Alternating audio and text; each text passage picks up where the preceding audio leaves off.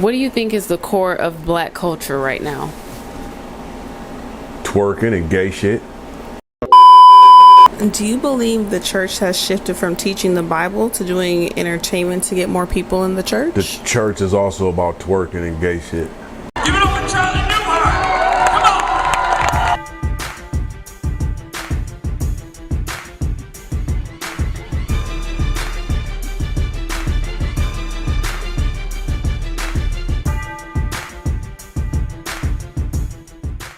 Charlie Newhart Show, you know what it is. Like and subscribe if you like real content. If not, just get off. I don't care. Why do you have so many baby mamas? I had a trauma at a really young age. I had cancer at the age of 15, 2 surgeries, 8 months of chemo, and I really didn't.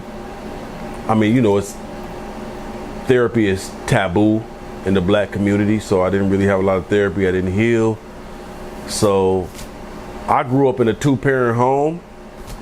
That trauma kind of changed my DNA a little bit. So I was kind of also just looking for other people that was broken. So I was choosing all these broken baby mamas that was just like me. So what do you mean by you had trauma growing up in a 2-parent home? What does that mean? So look, I didn't grow up like a lot of dudes. A lot of dudes, especially, I was born in 77. So the crack era hit 83, 84. A lot of dudes grew up in a broken home. Their daddy was on crack, or he wasn't there. And their mama either was on crack or wasn't there, or had them real young, was chasing dudes in the club. Man, my mama was never in the club. My dad never did drugs. He was a deacon in the church. I grew up in a stable 2-parent loving home. You know what I'm saying? My dad was in the church. He was a race car guy. My mom worked a job. She sung in the choir. Even in spite of that, at the age of 15, I had tumors attached to my lymph nodes in my side and my groin. And I had to have 2 surgeries and 8 months of chemo. And the doctors was basically like, this is a 50-50 chance. We don't know if Charlie's gonna make it. So there's something that happened inside my brain, that trauma, it was childhood trauma. It changed my DNA, it changed the way I behaved. And until I got healed, I was a broken person because of that. So even though I had this great background, I was still kind of broken because of these things that happened to me without my control. I didn't ask for cancer. I didn't ask for surgeries and 8 months of chemo. I had a tube in my chest that ran to my heart. And every week I had to go get chemo for 8 months, and they put the chemo on my chest, wrapped the tube, taped it to my chest. So I was a broken person for a long time and hurt. So when you're broken, you attract broken people. You know what I mean? But also too, when God is healing you, you have a healing anointing. You still attract broken people when you have a healing anointing. So I attracted these people, and I didn't have the wisdom to realize that just because you attract these people don't mean you got to invite them in your life and be close to them. Did you think that was gonna fix them? I don't know, but I think I was more concerned about me. I thought it was gonna fix me. I was concerned about what would make me feel good.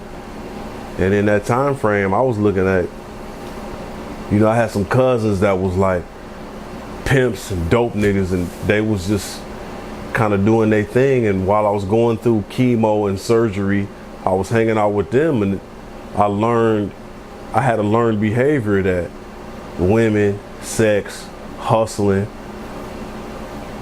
alcohol, these things will make you feel good in the moment. So that's how I learned to cope. And it wasn't until I got older that I realized, like, dang, that's not really the way to cope. But when you're 15, 16 years old, your brain's not fully developed. You work with what's in your environment, you know what I'm saying? How much does social media really impact trust and communication in modern relationships? In what relationships? In today's relationships. Man, I really feel like Mark Zuckerberg and Steve Jobs, they didn't know it at the time, but they were a part of ruining society. Because social media and cell phones are a tool, like a hammer in a toolbox. You only take a hammer out of a toolbox when you need to build something. You don't walk around with the hammer all the time. Because if you walk in the bank with a hammer, people are going to think you crazy. But that's what has happened with social media and cell phones, is everybody's walking around with a hammer everywhere. They don't ever put it down. It's not a tool you pull out of the toolbox and use it when you need it and put it back. Now it's a part of your everyday life. You have it with you everywhere. It's got all your information on it. When you pay bills, everything is a part of it. You walking around with a hammer. So I feel like if you walking around with a hammer, it's destroyed all of your friendships and relationships. And I'd be really anxious to see what it looks like if the internet shut down one day a week on Sunday. What would y'all do if the internet shut down every single Sunday? I really should call Trump, like, you know what, in the midst of all this ICE stuff you doing, shut the internet down one day a week. See how crazy people go. It would make you connect with people. I got a rule in my house. When we sit down at the table to eat dinner, there's no social media.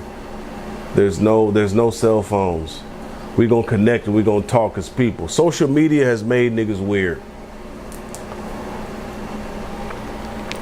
Has reality TV helped or harmed the image of black culture in mainstream media? Reality TV is trash. And any nigga who signed a reality TV agreement is trash. I've seen the agreement. They sent one to me. I ain't even gonna say the network, but they wanted me to be on some show. And they was like, yeah, we want you to be on this show, blah, blah, blah. Here's the contracts. And I've looked at it like, man, these niggas be signing their life over, their whole life into perpetuity. Everything that I do from this reality show on, y'all get a percentage of it? Who's signing these deals?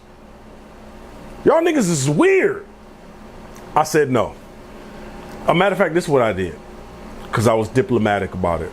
I would love for you guys to change pages 8 through 10 in the agreement, because it says some things that I'm not in agreement with. I put my real estate voice on. You know what, guys?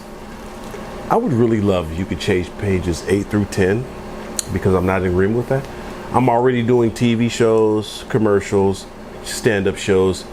It would really make no sense for me to give a percentage towards the things that I'm already doing. So if you could change that, that'd be great. And then they decided not to go with me, which is fine. I'm not impressed by people on reality shows, but reality shows to me is perpetuating an image in black culture that ain't real. And most of these people on reality shows is broke, or you done signed a deal where they bending you over and going inside of you and spraying. Is fitness culture really about health, or is it more about aesthetics and body image? Ooh, it depends. I think for women it's about body image, but for men it may be about health. There's a lot of bad built bitches out here. A lot of them, and they're wearing the wrong shit.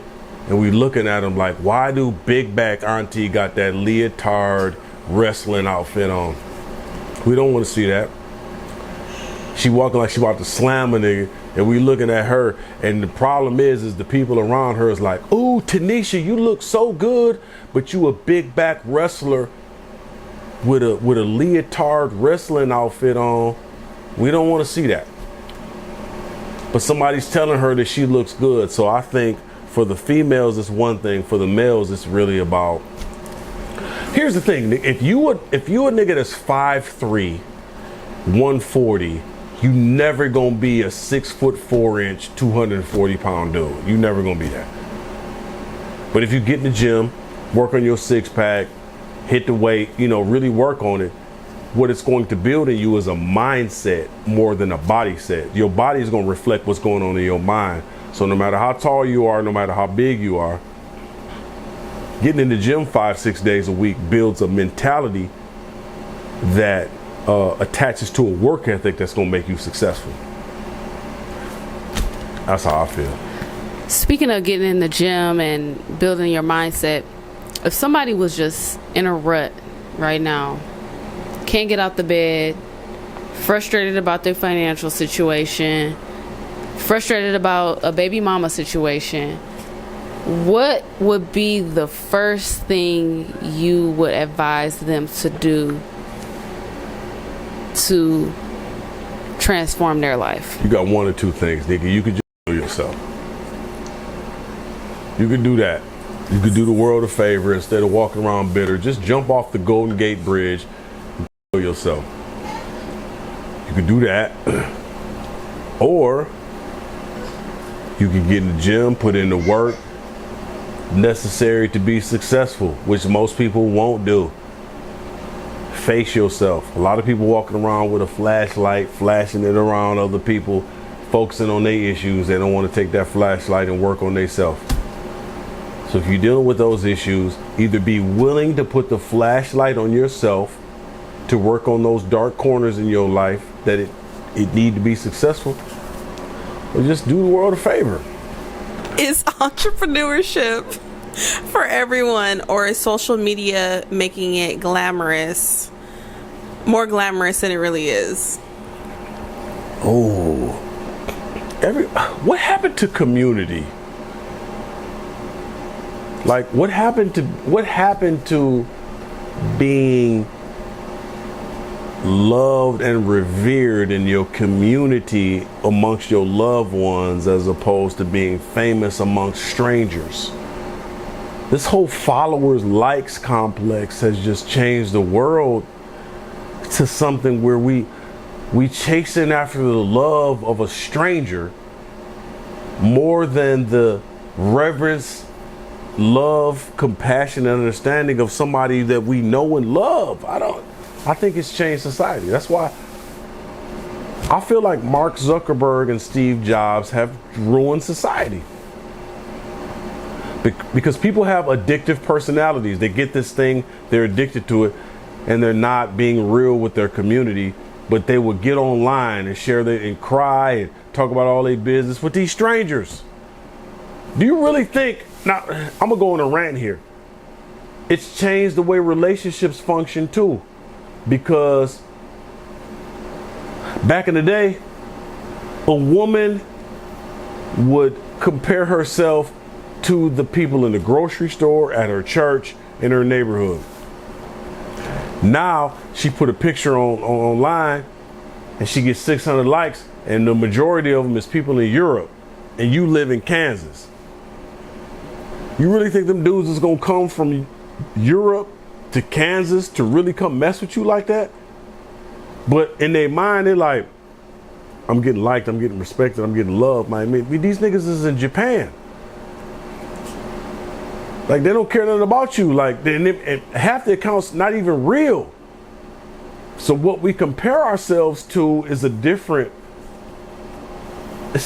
piece than what it was 20, 30 years ago. Look, and I'm not one of them old heads that's just like, everything that's going on now is wrong. No, I think social media is great. Internet's great. It's a tool like a hammer. You need a hammer to build a house, but you can also misuse a hammer. I can use a hammer to build a house. I can use a hammer to go upside a nigga head. But if you comparing yourself, if I get 600 likes from people that don't even live where I'm at, that's not real. So we're gauging our lives based on a realm that's not real to me, my opinion. Why do some crimes against humanity get global attentions while others get ignored? Ooh. What crimes against humanity you think got attention? George Floyd got attention, but some people didn't care. Which ones got ignored? Black people getting reparations. Oh.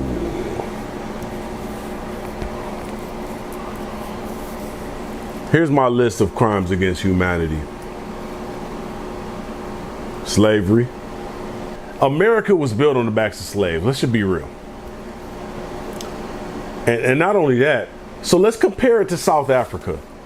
In South Africa, there was the Truth Reconciliation Act, I believe. I could be jacking up this term. But after apartheid, when apartheid ended, the government in South Africa created the Truth Reconciliation Act, where they worked hard. First of all, they took accountability, they apologized for apartheid, and they started to create laws and other systems in place to right that wrong. And when you're willing to take accountability and apologize, then we're like, okay, then you acknowledge that you're wrong, you apologize, you're working towards something different. Cool. That hasn't happened here in America. There's no Truth and Reconciliation Act. There's still white people that's like, well, you guys sold each other into slavery. I mean, it was 400 years ago. Get over it. In South Africa, they acknowledged that it was wrong. They apologized. They worked towards it. So that was a crime against humanity. Apartheid was a crime against humanity. Slavery was a crime against humanity that has not been rectified. There's no apologies. There's no accountability. But also, too, it don't stop my hustle. I'm not sitting back thinking about what happened 400 years ago, thinking I don't have to hustle. I'm still going after the bag, because whether reparations happen or not, I'm still going to go after and do what I need to do. You know what I'm saying? So I think sometimes we need to be more focused on wealth and the future as opposed to system mistakes from the past. What if that don't change? You still got to go provide for your family. Another crime against humanity was the crack era in the 80s. The Reagan government wanted to fund the Iran-Contra affair, so they allowed cocaine to flow into the United States for a kickback so they could fund weapons for, this thing, and blah, blah, blah. That's a crime against humanity. It changed, the crack era changed families in the 80s. Another crime against humanity was the pandemic, because a lot of the pharmaceutical industries got rich during the pandemic because people was taking that blah, blah, blah. That's a crime against humanity.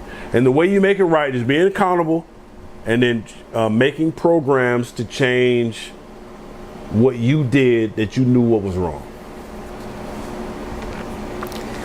Do you believe the church has shifted from teaching the Bible to doing entertainment to just get people to join their church? Oh. Didn't TD Cakes just step down? What does that mean? I got 3 minutes? 3 minutes. 3 minutes? Mm-hmm. The Bible says that God sets members in the body as it pleases him. So it also says that we have to join into a body. It don't say we got to be there every week, but the Bible talks about how we should be joined to a community of some sort. So I feel like it's part of our biblical assignment to be attached to a church, to be assembled in a church. Do you got to be there 6 days a week? No. But that community of believers helps you on your journey in life. So I do feel like, to a certain degree, some of the church has adopted this worldly mindset where it's a performance. They ain't really teaching you the word. I want to be powerfully significant in the earth. How am I do that if I'm in church and you performing for 45 minutes, you ain't teaching me the word? I work in entertainment, movie industry. There's certain things I'm called to do. I go to church, I get to work, I pay my tithes, I communicate with everybody, I chop it up with everybody in church, but I got to take that word and go out into my ministry, which is movies and entertainment, and minister. But if you performing, then how am I getting the food that I need? That's milk. I need the meat of the word to go into my realm of influence. There's 7 mountains of influence. Media, and I may miss some of these or get them wrong, but I'm gonna try it anyhow because this is just random. There's education, government, family, media, entertainment. I don't know the other 2. I ain't even about to exhaust my brain thinking about those. But every one of us is called to one or more 7 mountains of influence. So when you go to church, you get people got this misconception about church. Church is supposed to be for community, connecting, feeling like you belong, but also getting the juice you need to be powerfully significant in your ministry, in the earth. So if I'm called to the movie and entertainment industry, when I go to church, along with paying my tithes and communicating and maybe sowing seed and loving on people, I should be able to get one piece that I need to take into my realm of influence to be powerfully significant in what I'm supposed to do.